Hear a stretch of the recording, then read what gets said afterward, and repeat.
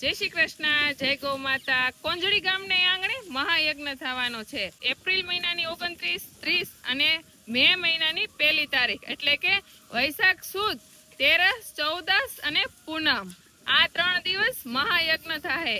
આ યજ્ઞમાં લક્ષ્મી નારાયણ રાધા કૃષ્ણની મૂર્તિની પ્રાણ પ્રતિષ્ઠા છે। ભગવાન કૃષ્ણએ વ્રજમાં 16,000 ગોપીઓ સાથે મહારાસ રમ્યા હતા। ત્યારે મહાદેવ જે મહાયોગી હોવા છતાંય ગોપીનું રૂપ ધારણ કરી અને મહારાસમાં ભાગ લેવા આવ્યા। તો શું આપણે પણ આવા મહારાસમાં ભાગ લેવાનો છે?